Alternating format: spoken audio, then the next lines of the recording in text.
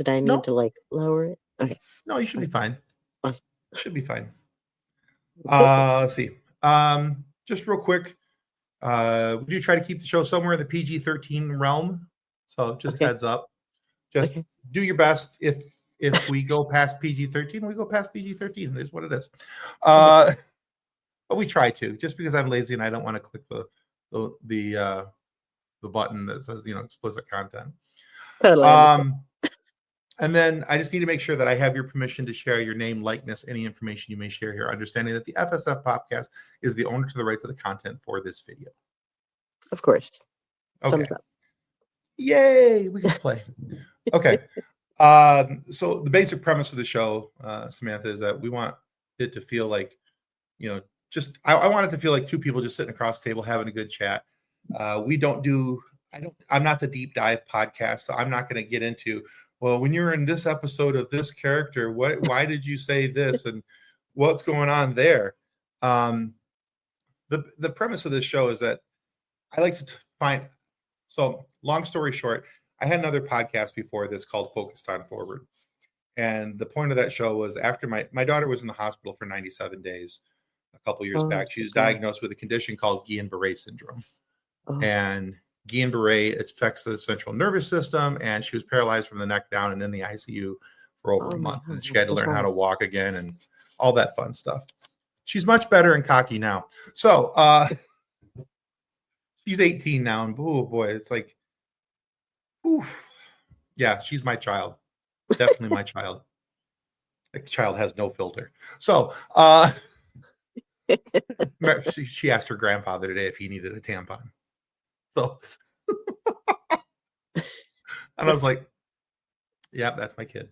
So but when I came out of that, one of the things I was doing is I started this podcast called Focused on Forward, because I needed to figure out a way to deal with my own depression and the PTSD that I had gained through the hospital and all these other things. And so I was using that as like a really cheap form of therapy. And but one of the things I gained from that is the ability or the liking of finding out what makes people do the things they do. Why do you do the things you do in your career? What makes you tick? How did you do this, or why did you do this?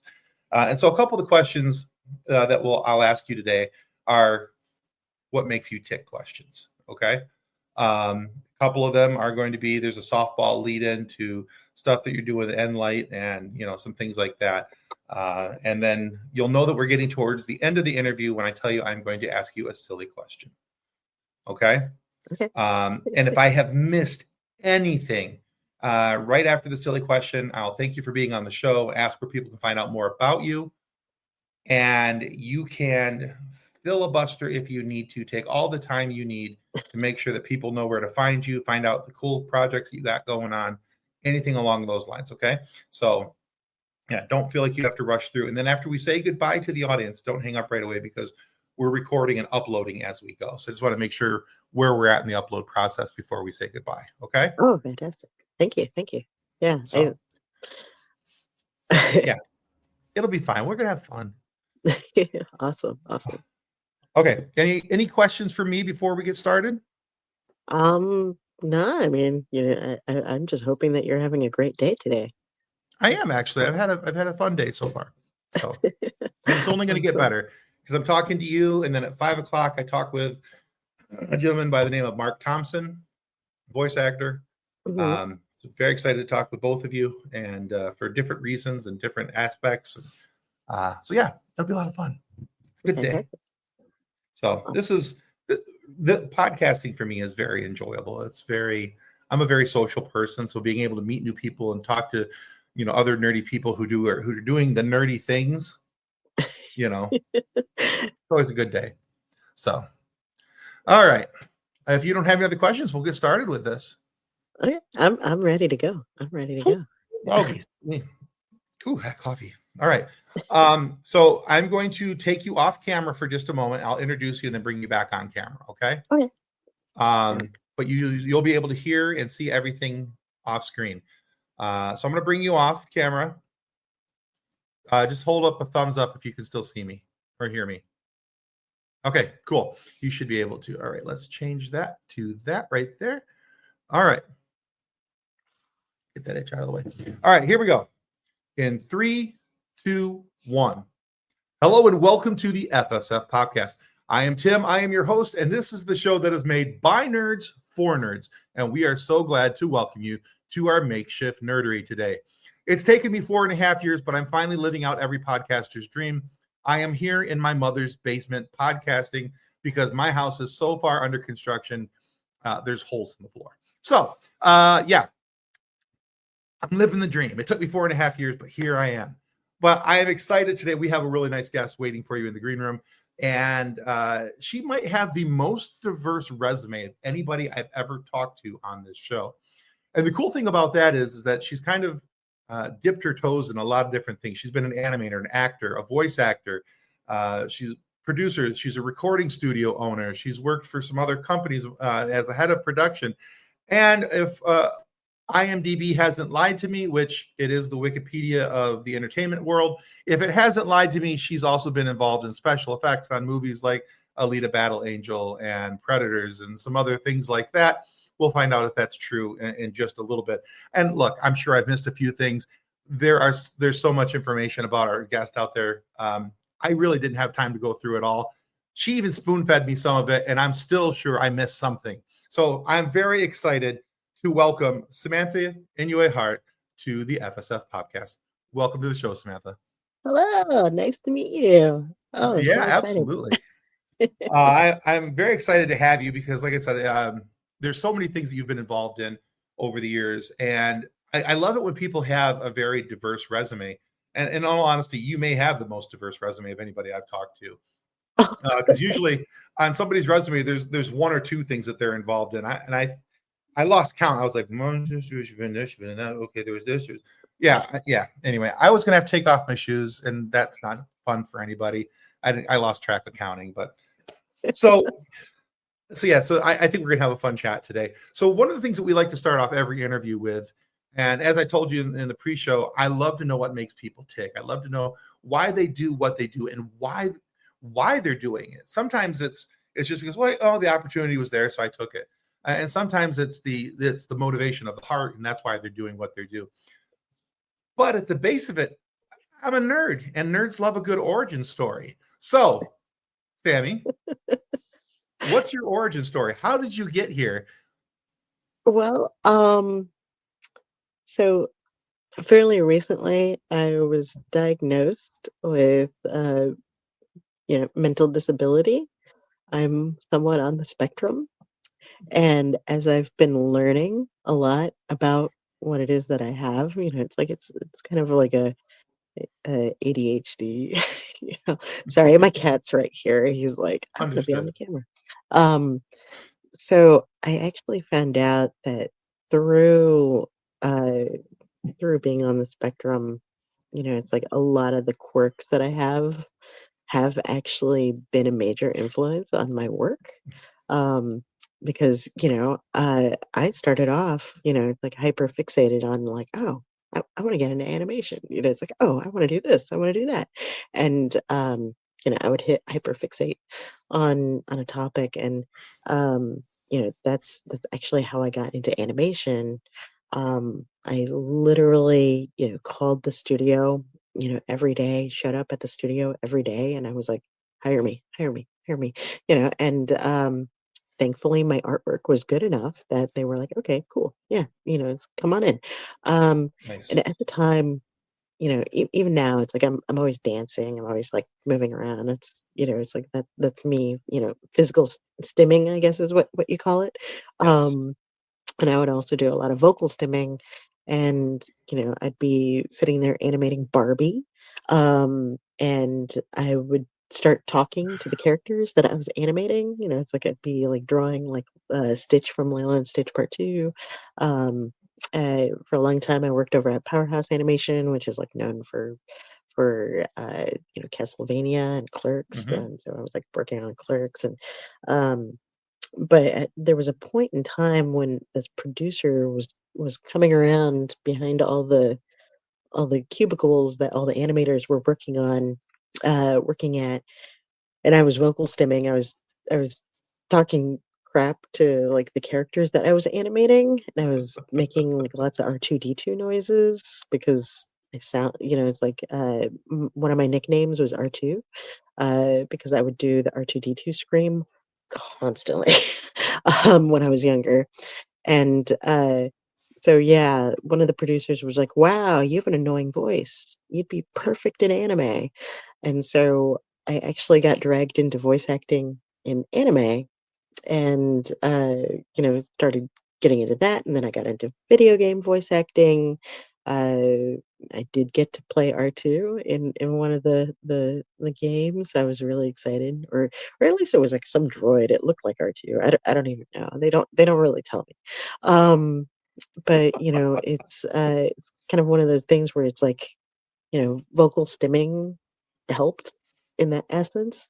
Um, and a lot of the times, it's like that I would voice act, it would be a lot of me vocal stimming most of the time behind the microphone. And then and because Texas, the film industry and the video game industry is actually fairly small and contained, Hmm. um, one of the people that I was animating for was my judge, and he was like, "Hey, it's like we're doing a film. Can you be in it?" And so I got to be in like like a lot of his movies. Uh, my favorite one being Idiocracy, Nice. and which is very relevant to today. I was kind of shocked about that. And from there, it's like got to, started acting over at Troublemaker Studios, Hmm. and because, it's like I was bored on set one day, it's like somebody was like, "Hey," it's like, "Can you help us like do, make some blood?" And it's like, "Okay, sure." And I'm sitting there, it's like for free, I was doing it. Um and so I kind of became that, it's like, "Oh, ask Sammy, she'll do anything." It's like, remember those Kicks commercials? Like, "Get Mikey, he'll eat anything." Right. Um, that was me. So, anything that they needed to have done on set, I would do. So, it was like whether it was like gore effects makeup on the movie Planet Terror, got to do like motion capture for a lot of movies. So, motion capture kind of falls in line with VFX department stuff. Correct. Yeah. So, uh, so I was always like, it's like, "Oh, get Sammy," it's like she'll put on that leotard, look like a sausage with feet, it's like, "Yeah, awesome, I'll do it," because, I was always like flailing around all the time because that's vocals, that's that, stimming thing. At the time I didn't know it. I just thought I was just hyper. Um, Sure. Yeah. and so really my getting into it is, I really blame my disability. It's like I'm just constantly just like, saying yes to doing like weird, silly things. It's like I got to be work on the movie Teeth, um, Hmm. which I don't know if you've seen. It's Oh amazing. yeah. um, got to be in Alita Battle Angel, got to work on that, got to do we had to like got to help out on Predators. With Predators was interesting because part of it was filmed in the wintertime of Texas. And so we were using like a lot of the props from Planet Terror and Death Proof as Interesting. like there was like a hut that we had to build for the predators, Hmm. like their home base. And so it's like we had body parts, and those were all like used body parts from the previous movie. And so yeah, it's like it was a lot of fun. But yeah, I just continued in all of the different veins of work. So I did voice acting, did VFX work, did animation, and then I got hooked into working over at Gonzo Studios, which is one of the few Emmy award-winning anime studios in Japan. Hmm. They're best known for Afro Samurai, Yeah. Hellsing, Gantz, Basilisk, Last Exile, Saikano, lot like over 80 different shows.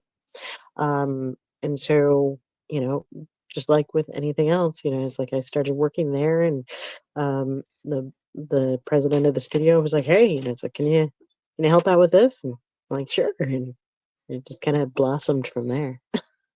That's cool. It's kind of a cool story that your disabilities became something that you use to make ability, and I like that. It's If if yeah. you go into most, like, if you talk to any VFX artist, 9 times out of 10, they have ADHD. Oh, sure, yeah, I It's believe that. it's like, yeah, we're all over the place in the entertainment industry. Yeah, a lot of the people that I've talked to, there's different levels of ADHD, different levels of even with some of those who are on the autism spectrum, and it's kind of interesting because they're like, yeah, in the same thing. There's the hyperfixation, and they would take that and make that as not only just part of their personality, but part of how they portrayed themselves and Mhm. and poured themselves into their careers. And that's kind of what it sounds like what you Yeah, kind of did with with ADHD. Just like, well, I'm here, I might as well try this. What the heck? Well, let's go give it a run. exactly, exactly. I mean, it's like, I get bored behind a desk, so desk jobs just didn't Fair. do it for me, it's like I couldn't sit still, it's like I'd be the one that would take the pencils and I'd start drumming constantly, um, and, just being able to do all these different things, it's like it just kinda it it helps, it's like that ability to just, like, take an idea and just run with it, right? And so, Right. and, what's nice is that, companies that have been very helpful, I'm always very open. I'm an open book when it comes to, like, my strengths and weaknesses. I got hired on to do some writing on a Star Wars project, a few years back in 2019 here in Austin, at a video game studio. For all your Star Wars fans, you probably already know what project that was. Got shelved. But it's like they were very it's like they courted me for about a month before I finally said yes. Um, and it was really interesting because they allowed me to do a lot of experimental writing because um, I was seeing things from a different perspective than the average Star Wars fan. It's like I Sure. wasn't just thinking about, it's like, oh, here's some action. We're gonna just put these as a string of actions. It's like writing for 16 hours worth of content. It's like you kind of have to think more along the lines of like, okay, well, what would this character do in this situation? It's like and trying putting empathy into things, it's like and thinking from the perspective of those characters. Like, what would that character really do? Like, if I were that character, what would I do? And then Sure. you have to think about it from like, well, I'm not myself. I'm actually this character. It's like, and putting yourself into that character's head and kind of living as that character for a hot minute and then writing those sequences from the perspective of that character. And that's actually helped a lot with writing for anime. Nice. And so I've been developing a whole slate of content for Gonzo. Nice. And yeah, it's like my boss, he just it's at a point where he just kind of goes like, "Yeah, yeah, okay, cool, yeah, let's make that." It's like, "Oh, okay, cool." Nice. All right. So I because I can't let something slide. So I'm assuming that you were involved with. It was known as Project Ragtag. So I'm assuming that's the one you were referring to, Battlefront 3. No, No? Okay. Oh boy, I missed it. That's the one I knew of from 2019. Okay. yeah, no, Oh, part of me is kind of like they never announced my association to the video game. okay. Uh, I just saw something come up. I mean, I'm Or was it it 1313? 2019 was when I started on this No, I mean project. that was it the game 1313? Oh no. Okay. So Those are it's the two that I knew about. So, all right. So I'll let it go. We'll move over at along. Aspire Media. Okay. Aspire Media was the video game studio that was handling Okay. it. Okay. All right. I'll let it go. So I'll look it up um, later. I was working Fine. with under a guy named Temujin. Um, Okay. so All um, right. yeah, it's kind of weird. It's like I know that my with NDAs and stuff like that. It's like I Oh, am sure. past Yeah. the dates I am allowed to technically talk about it, but it's like because um but because of how uh scary the fan base is, it's like part of me is like because like a That's fine. chunky short Asian girl, is like working as a writer on some Star Wars games and stuff like that Because, is kind of daunting. historically, historically, the Star Wars fan base has been very accepting of Asian women in movies, sequel trilogy. Anyway, yeah, so many fans owe Kelly Marie Tran a huge apology. Anyway, I've received death threats. It's kind of freaky, so yeah. oh, that sucks so bad. I'm so sorry you had to deal with that. I I I, I I I look, kind of ignore it. I'm a lifelong Star Wars fan. I adore Star Wars in its every form and fashion. I can be critical of the shows, but I'm also never so critical to the point where I'm like, you know what? That actress or that actor or that writer, yeah, I'm gonna send them some piece of my like, yeah, I'll be critical of it, say why I think this part was good or why that part was bad. That's fine. That's my right as a fan, but people got to learn boundaries, man. Holy crap. What what I found to be very interesting about working in Star Wars is, like, admittedly, I'm not exactly a big fan. I was always a Star Trek person. Fair enough. Um, but, it's Always like one. when I first got hired, I ended up meeting, Ryan Johnson. I Mm-hmm. spoke with, Giancarlo Volpe. Uh, talk regularly with Peter Ramsey. It's like a lot of the Star Wars, it's like people behind the scenes, like Mm-hmm. directors and writers and VFX artists. Like it's interesting how even if like their projects got torn apart by Star Wars fans and things like that, or got lauded as being amazing, everyone that works in Star Wars has been so incredibly sweet. Like, Sure, yeah. everyone has been very supportive. Everybody's sweet. We all like kind of like message with each other every once in a while with like send funny text messages back and forth. Mm-hmm. But it's a really interesting community of people, and everybody is really supportive of each other. And I was actually very surprised by that.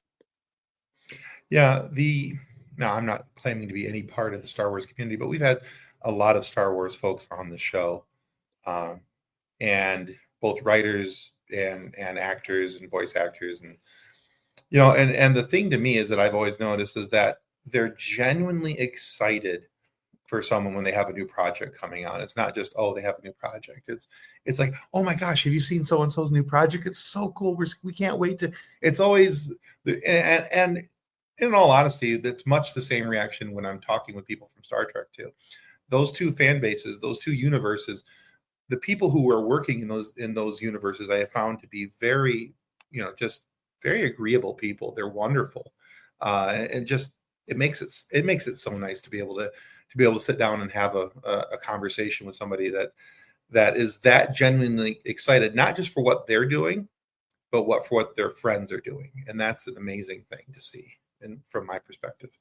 Oh yeah. I mean, it's so amazing. It's like, um, I talk a lot with like Yoshi Vu, who's like one of the VFX artists for a lot of the movies. Um, and we both have ADHD, and so we're always, it's like we hyper fixate on each other, and so it's like every day it's like we're messaging like it's like all day long, just stuff like that. It's like Peter Ramsey has always been really really supportive and just very sweet. I'm excited. It's like when when he came out, it's like and was doing like Mandalorian, directing several episodes of Mandalorian and Ashoka, he was like, "Oh, be sure to check it out." And we're like, "Yeah," um, so it was, it's like working with these people have been like everybody. It's I don't get a lot of this much positivity in a lot of the other industry areas that I work in. So so that's why I'm so like, about, it's like, That's um, cool. about it, and actually I have to fly out in April, for, I think it's like Star Wars Celebration over at Tokyo Disneyland. So I'll be in that area. I'm pro Not I'm not jealous at gonna all. I'm not gonna be presenting anything, but I'll be No, around. but you'll be there, and I'm not jealous at all. It'll be fine. I'll be I'm fine. I'll be sorry. fine.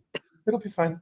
I'll only mostly cry from my home. It'll be okay. So, all right. So, Sammy, let's talk about some of the things that you have done. Now, we've talked about you talked about your work in VFX, special effects, all that stuff. We talked about your voice acting. We talked a little bit about your animation, and we're also there's a business side to some of the things that you're doing as well. We'll get to that in just a moment.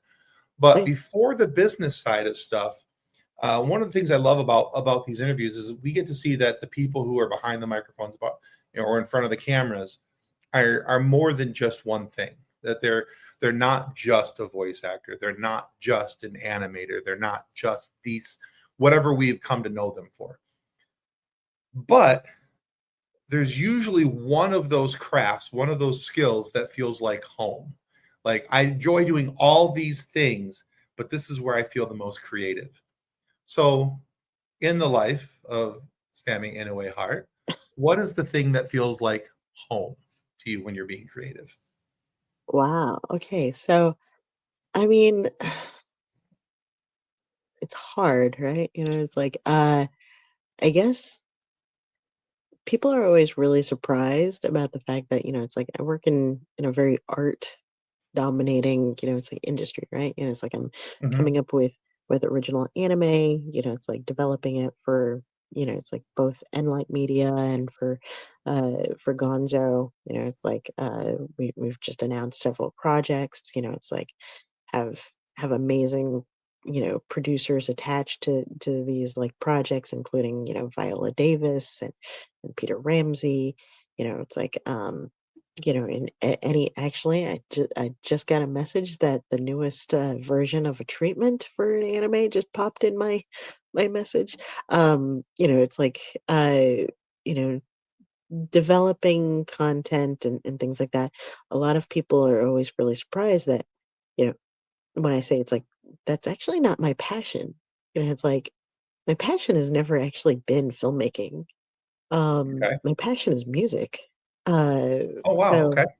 so, um, I just, I do animation because I'm good at it. It's like I do VFX because I'm good at it. I do voice acting because I'm good at it. But it's like, would I say that it's my passion? No, it's not my passion. My passion is actually drumming. I love to drum. Oh no Um, way. Nice. I do beats. I make beats at home. It's like I like to produce music. I do that kind of on the side. Um, it's like and that's kind of the thing that drives me every day. It's like, it's like, oh, I've got all these Zoom meetings. And it's like looking at contracts and making sure that these stories work well. And but then as soon as I have like an hour block of time, or 30 minutes of time, I'm playing Yarg, which is yet another rhythm game. And, I am drumming the heck out of my E-kits. I've got 2 E-kits, in my living room right now.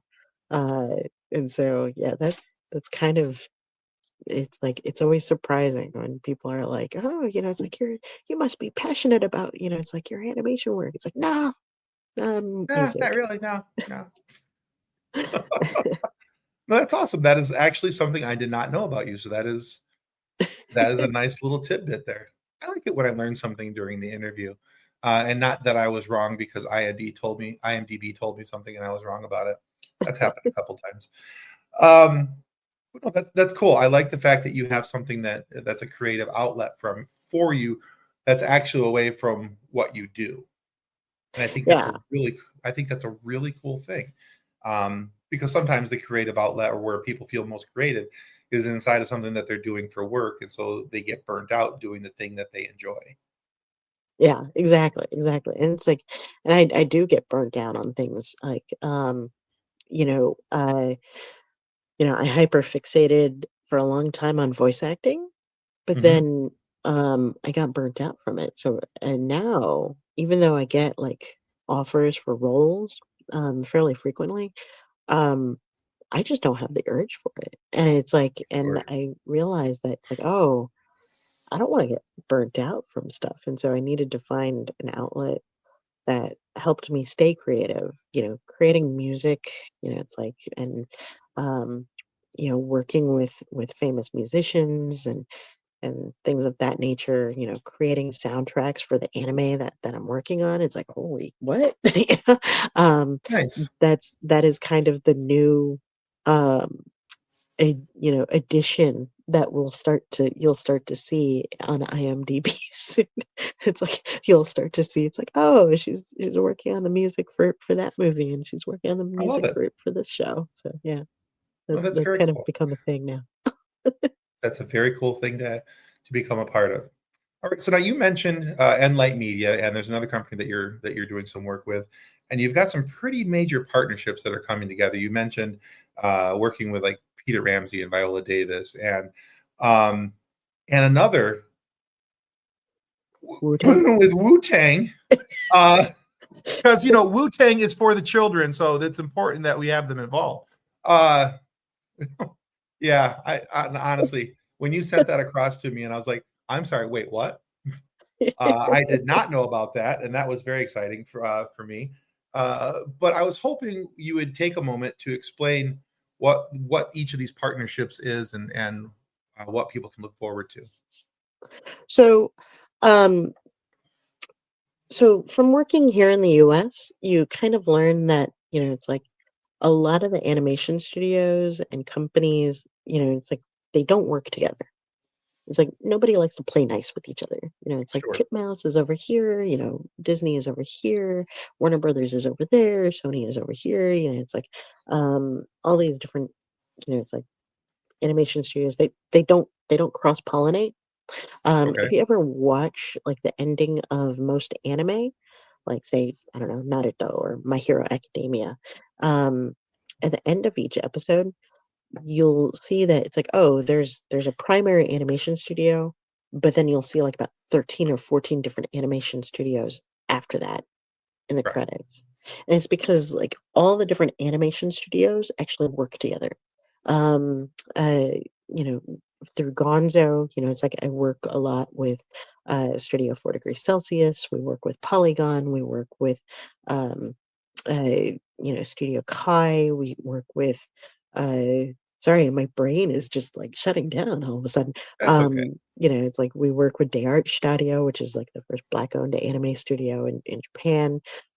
Just today I started doing a favor for another black owned animation and manga studio in Japan called uh I think it's Phoenix Sakura or Sakura Phoenix. I think it's Sakura Phoenix. It's run by a guy named Mario. Really, really great guy. They're doing um, uh, just today. They're dropping the pre-sales of a new comic out in Japan and here in the U.S. And it's like that just happened today. Like that, you're the first one to find out about it. um, Woo! so yeah, it's like partnerships in Japan is a lot easier to do, and every different studio, every different person, comes with their different expertise, and everybody likes to work Mhm. with each other because we all like to create, new and amazing things. And one of the things that's interesting about the anime industry is that, for decades, anime has always been by Japanese for Japanese, right? And Sure. but then anime kind of spread to other parts of the world because you had a lot of, military people in Japan who would sit there and be like, "What is this on TV?" And then they started like videotaping what they would see on TV, and they'd send it out, these VHS tapes to all these like Hmm. military bases across the globe. And then those ended up getting leaked out to all the different colleges, and then they started having like anime clubs all over the place. And you'd have situations where people would have a 16th generation copy of Nausicaa, the Valley of the Wind, and everybody would be staring at the screen, and it'd be all blurry, and everybody would be like playing around with the tracking on the VHS to make sure that the screen. Yeah, I'm The aging copy of the myself, copy of the man. copy of the copy of the copy. Yeah. It's like, and people would be like, "Oh wow, is Nausicaa? Is she wearing pants under that skirt? It looks like I don't know. It looks like a butt." Um, and and so people would that was how anime, kind of started getting around, right? But now, it's like you watch the Olympics and pretty much all these like different like athletes from across the globe are like doing the Naruto run. They're doing like the Hmm. it's like the hand gestures and things like that. They're wearing like colors based on like certain anime, Jujutsu Yep. Kaisen or whatever. And it's like the Japanese, you know, they realize this. They're like, "Oh, anime is not just for Japanese audiences anymore. It's a global thing now." For sure. Yeah. And so for Gonzo, we've always had a things ever since Blue Submarine number 6, which came out in the 90s. Um, we've always strived for creating very diverse casts in our shows. Right? So it's like Blue Submarine number 6. We like the majority of the characters are people of color, right? Because it's in the future. We don't know where in the future. It's Okay. like we're gonna have people like me. I'm biracial. It's like we're gonna Right. have it's like characters that are like alien. It's like and so Gonzo has always strived to create more of a global cast of characters in all of their anime. Um, it's like in Gatekeepers, we've got a Blasian character who, she struggles with, the fact that she's Blasian in Japan. It's like as one of the Okay. themes of that character. In Samurai X, not Samurai X, Samurai 7, which is a sci-fi riff on Akira Kurosawa's Seven Samurai. Mm. Basically, Samurai, uh, Seven Samurai in space, basically, before Rebel Moon. um, we made sure that 2 of the main samurai are actually black. We've always, like pushed for a very diverse set of characters, and that's why Gonzo's titles have always done really well in other countries. Like, we go to the Middle East and we've got fans that just rave about all of our anime. It's like we go to, South America and people just love, it's like our titles Hmm. because they're like, "Oh, we see us in your anime." And so Exactly. um so we decided a while ago, it's like, wow, okay, we're the majority of our viewership is actually outside of America, it's like, and it's in these areas which are, primarily black and brown. And uh, so the next step was like, oh, well, if, it's like you look at the average viewership of anime, um, the average person who's watching anime is either Asian or black, oddly enough. Interesting. Okay. You you look at the fan base in Africa, it is huge. Like, how big is Africa? How many black people are Right. watching Right. anime? Yeah. They love anime. It's like so, Hmm. you know, anime is a business, right? It's like if our For audience sure. is primarily either Asian or Black, then wouldn't it make sense that we would cater to our clientele? Oh, for sure. Yeah. So, um, so yeah, it's like, so we decided to partner up with Enlight, and we've also been helping Day Studio in the creation of Aframe, which is Afrocentric animation.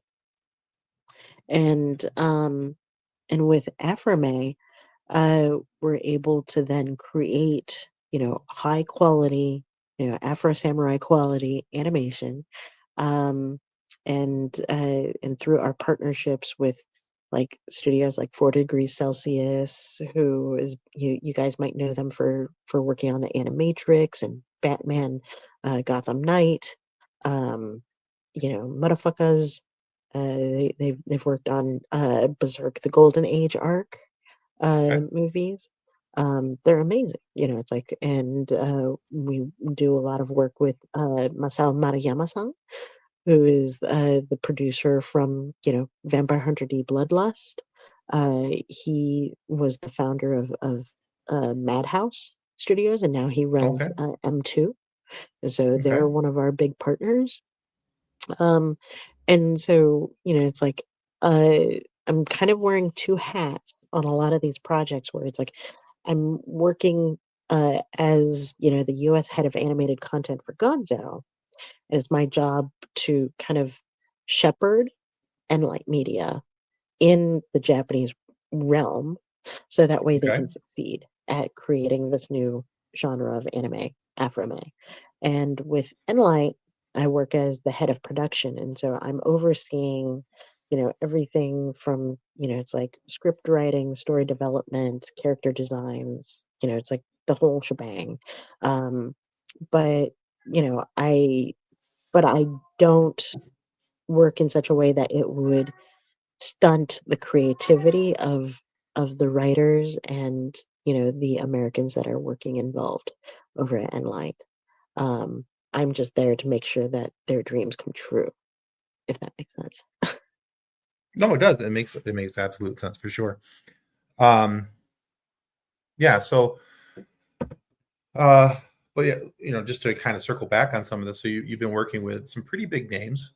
We Oh, yeah. mentioned Oh, those. sorry. See, I got totally ADHD for a It's second there. okay. That's Sorry. okay. Yeah. I have notes. That's what I'm going from. So I have Oh, yeah, notes. yeah, yeah. No, no, but yeah, you're right. It's like with Enlight Media, it's like it was kind of one of those things where it's like we're the creators of Afro Samurai. It's like, and Enlight is like, well, it's like, has there been any Afro Samurai merch? It's like in the US, like, there's been a little bit, but not much. It's like, Right. and so they connected, it's like the dots with Hypeland, which is like one of the best anime clothing companies that I know out there. It's like their clothing is so high quality. It's like I look Nice. at their stuff and I'm like, I want that. I want all of this. Um and yeah, I want my whole closet to be Hypeland. And so it just kind of made sense. It's like, oh well, if if we're doing Afro Samurai, shouldn't we have the RZA involved? Well, why not, why stop there? Why not just have, like, connect with all of, you know, Wu-Tang? It's like it's a reunion. So, That's 'cause, cool. the Rizzo worked on the soundtrack for Afro Samurai, Hmm.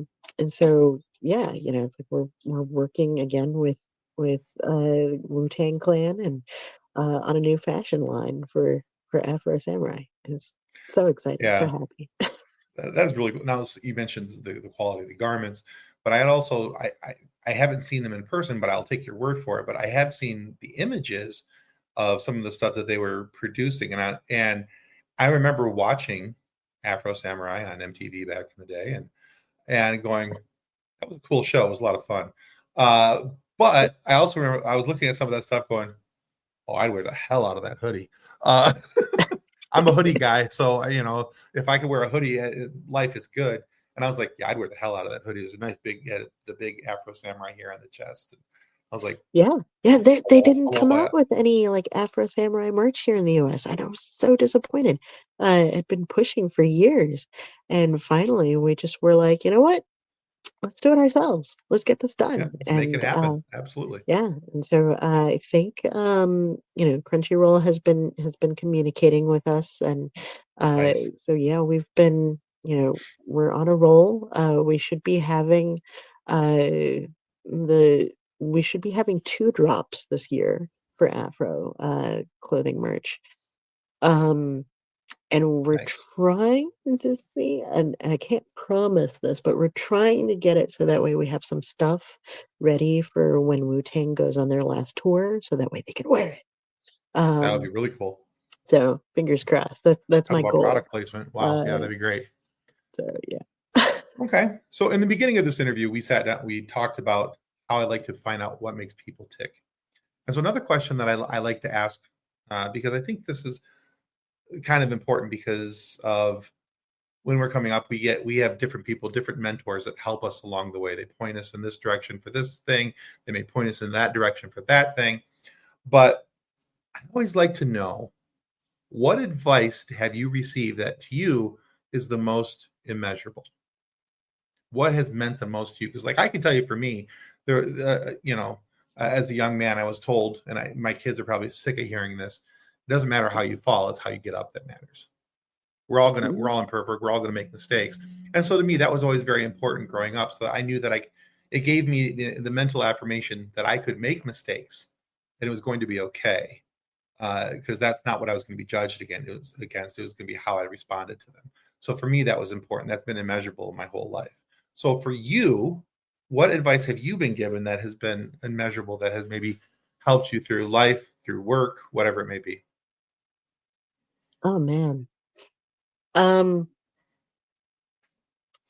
So my dad, um, my dad used to tell me that when it came to work, um, to always be flexible, right? And there's always going to be opportunities. It's just a matter of recognizing when those opportunities happen, Mm-hmm. and they might not be at the best times, but go for them anyway. Try and Sure. grasp them. And he worked for the Navy for a long time as a civil servant. Okay. He managed the housing development for the military. Okay. um, After he retired from active service. Um, and he always said that it's like when it comes to working, it's like always think two steps ahead. It's like, and just try and always picture what the next 5 years is going to be like.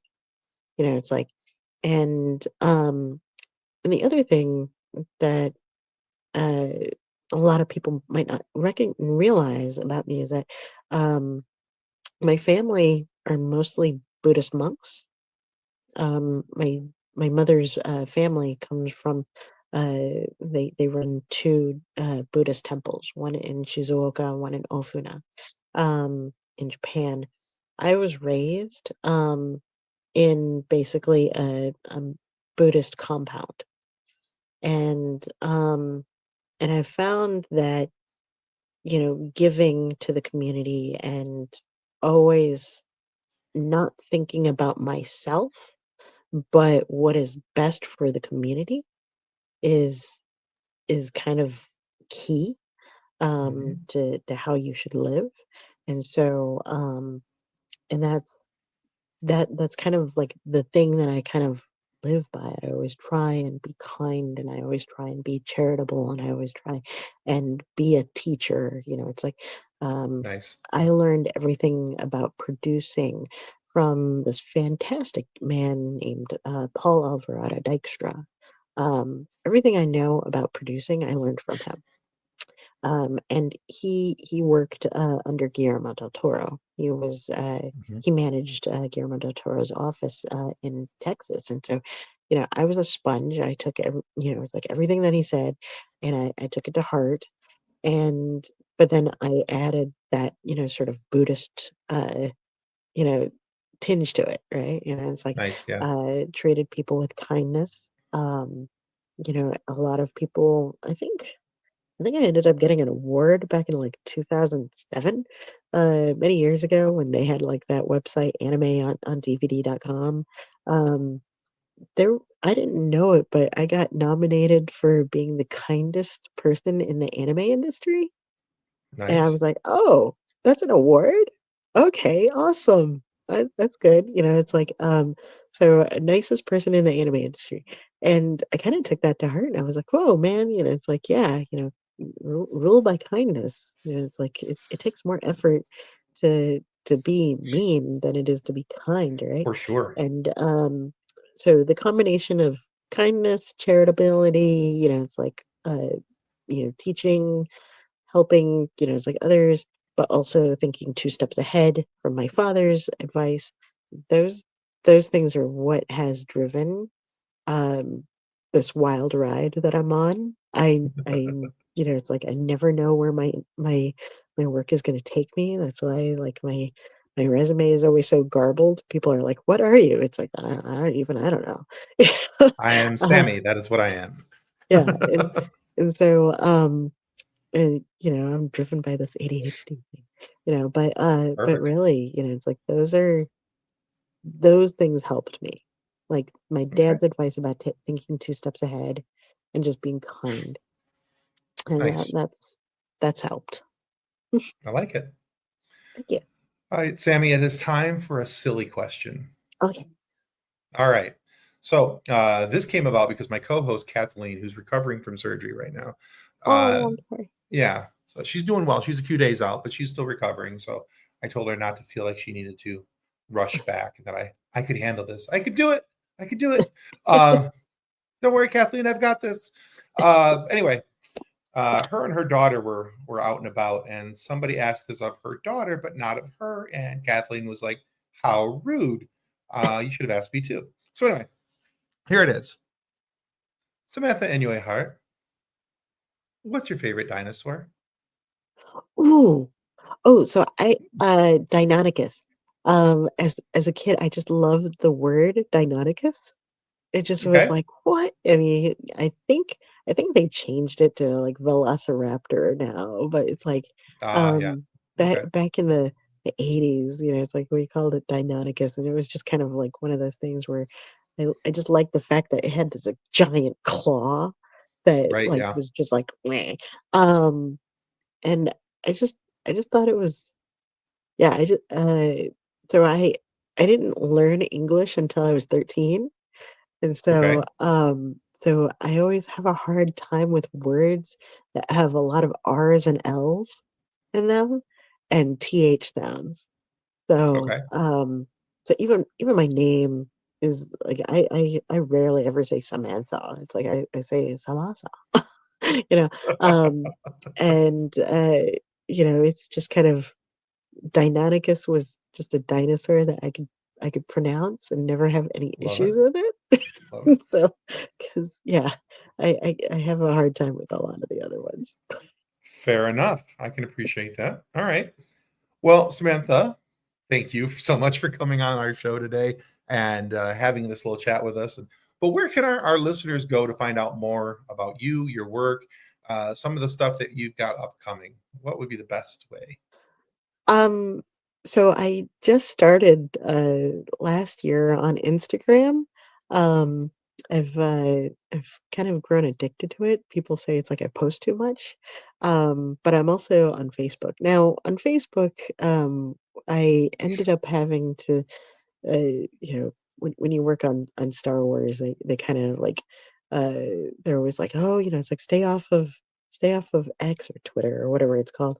So it's harder to find me on Facebook because I have my name written in Japanese.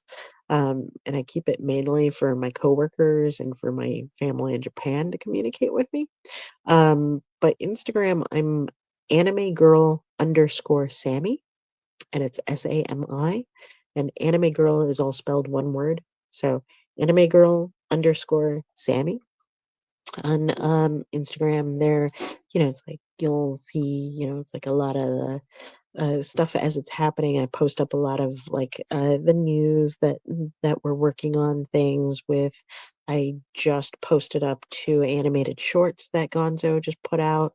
Um, uh, it's like we were doing a project where we opened up to our fans and we were like, "Hey, fans, it's like you love Gonzo. It's like here's the thing. It's like send us your stories and we'll create a character design of your favorite characters. Of we'll draw a concept art piece based on our favorite Cool. stories that you guys have submitted, right? Nice. And so we ended up getting thousands of submissions, and we picked out, it's like roughly about like a baker's dozen of these stories, and Okay. we were like, okay, uh, the the for each submission, it's like the the fans had to pay, just a small fee, right? And all the money that we gathered went to pay for the concept artist to design an art piece. And so then we showed, the fans, it's like all these art pieces, and we're like, okay, hey guys, um, here's these art pieces. Uh, if you like, one of them to become an animated short, let us know by buying Hmm. which one you want. And so the Nice. fans picked out, which ones they wanted, um, in the form of an NFT. And so what we did was every dime that we ended up receiving from the fans, um, it's like we ended up putting into like creating these shorts. And so far we've created 2 shorts. And we're Cool. gonna just put it all together as an anthology and then again put it out to the fans. Okay, we used your finances to help us make these shorts. Which one do you want to have as an animation, Nice. a full blown animation? And then we're getting up to that step after we get done with the rest of the shorts. But Very yeah, cool. that's kind of one of our fun little way of paying tribute to the fans and engaging directly with the fans. So I just posted up those 2 shorts. Um, and, it's like, I do try and respond to every every DM that I get. If I get the same question over and over again, then I'll just post it up as a big post, so that way people Fair. can see. And you can actually Fair. see some of my drumming. Nice. Okay, cool. All right. Well, I will make sure that we put links up for those things down in the show notes down below so people can give you a follow and see what's going on and see what's coming up. Because I got the feeling that there's more coming that we haven't had a chance to talk about or that you can't talk about yet. So you guys are definitely going to want to pay attention to what Samantha Inoue-Harte is doing. Now, also, speaking of following people, if you haven't already followed the FSF podcast, now is your prime opportunity to do so. We'll put a little button up here, so we're going to go somewhere in there on the screen. Anyway, it'll be down there when we by the time we edit this. And I have escaped my mother's basement. It'll be fine. But anyway, please give our show a follow. It helps us more than we can ever admit. And it helps us get amazing guests like Samantha here today to have these great conversations, And the have some cat. moments for you guys to listen to, have an awesome cat, which, it's kind of funny that you bring your cat up on the screen because I just posted something to Instagram that somebody sent me this thing that said that we are, when people were looking for the FSF podcast, we showed up as the 20th in the search rate for Southern Mm, hospitality. That was interesting, number one. But we were also in the 23rd and 25th for breeding of cats and cat breeding. We've never talked about those things online on the air. We've talked about cats a million times because Kathleen has cats. I have cats. We've talked about our dogs. We've talked about all these different pets. We've never talked about breeding the animals. Somehow we got into, so like, we're like, screw it. We're steering into the skid. Cat breeding, cat breeding, cat breeding. There we go. But if you haven't followed the FSF podcast, please take the time to do so. Follow us here on YouTube. And if you're going to check us out on your favorite audio podcast provider, make sure that it's Good Pods. We love Good Pods. It's a really great way to listen to a podcast as an audio provider. and they've been very supportive of us. We are the number 4 all-time science fiction podcast on Good Pods. So go give that a check. We'd like you to do that. So anyway, go check out Samantha. Give us a follow, and may the force be with you as you continue to live long and prosper. Goodbye. Yay. Awesome. And Thank you. 3, 2, 1, we are done recording. As soon as I can turn off that button. There we go.